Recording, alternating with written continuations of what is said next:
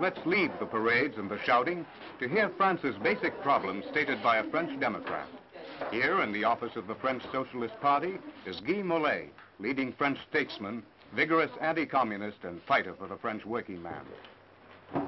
The recovery of France since 1948 has been amazing, but there still remains the problem of giving everyone a fair share in this recovery.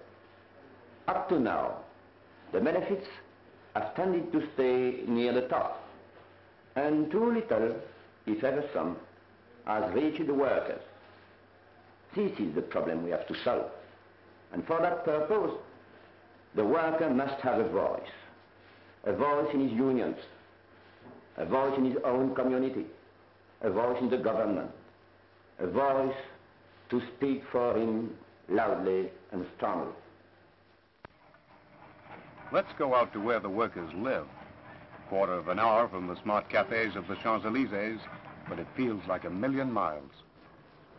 Driving up here is an American trade unionist who works for the U.S. government, a man who has studied at close quarters the problems of the French worker. My name is Joe Heath. I'm an AFL ship's electrician, presently employed by the Mutual Security Agency to work on labor problems here in France. Before I came here, I was in Greece for 2 years, where the communists tried to take over by force and civil war, and there's not much chance of them doing that here in France at the present time. However, they are strong enough. They're a very strong minority, strong enough to have collected 1/4 of the total votes cast in the last national election. They used to be stronger, particularly in the trade union movement. But in 1948, they made a mistake.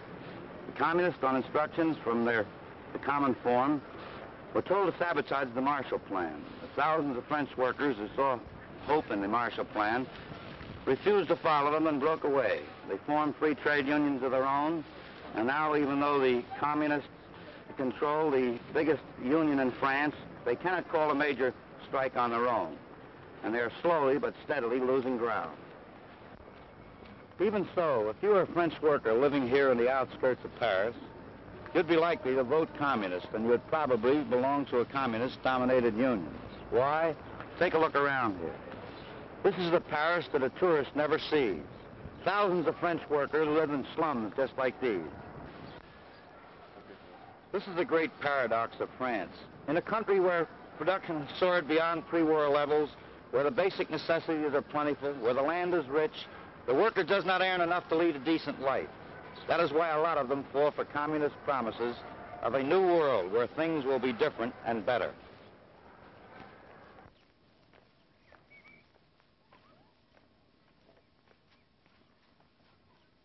Well, you've only got to walk around the back alleys to see that things could be a whole lot better for the workers of Paris. Sure, some of the streets may even look quaint and picturesque from the outside, but if you go inside, you find crowded tenements with plumbing 100 years out of date. It's in quarters like these that the communists concentrate their propaganda, because it's here they find the likeliest recruits. That boy who's trying to earn a few francs by selling firewood. Those kids playing ball against a wooden fence.